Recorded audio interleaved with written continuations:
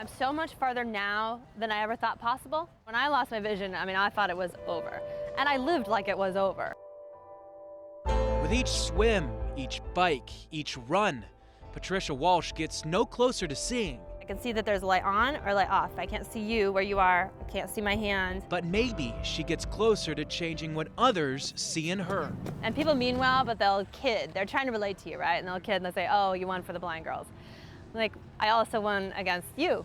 In fact, Walsh regularly beats able-bodied athletes and is one of the top paratriathletes in the world. But it wasn't until her 20s, while witnessing her father's health decline, that she began to exercise. Against her friends' best wishes, she started by simply jogging a mile. I came back just battered and bruised. I fell on every obstacle there was to fall on, I fell on it.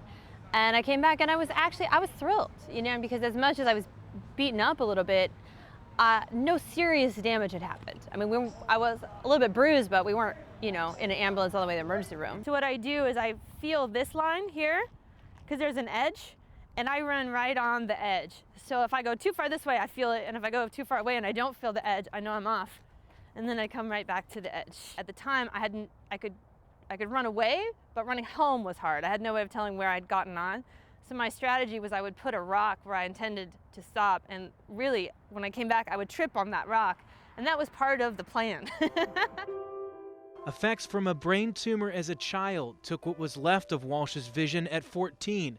But despite not riding a bicycle since losing her vision and not knowing how to swim, she took on triathlons, shattering an Ironman world record, relying on the sight of a tethered guide and a team of coaches. Usually I'll just show someone a drill, so I really have to think about how to explain a drill. Perfect. Keep pushing from the hip. You can't see what someone's doing, and they're trying to explain to you a new style of a butt kick drill you've done differently your whole life. It's non-trivial to get that movement right. I can tell her once what I need her to do, and she has such amazing body awareness. She's able to do it immediately. Good. Getting better? Yeah, much better. Good. Here's your head. You can feel how that's away from your center line. Yeah.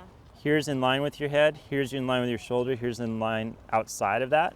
And it doesn't take much to then pull straight through towards your feet. Got it. Yeah, I've only been swimming since 2010, so it's still very much a work in progress. And I, up until last year, was still regularly having panic attacks in the water. Just start slow and work into that rhythm rather than trying to get down there as quick as you can.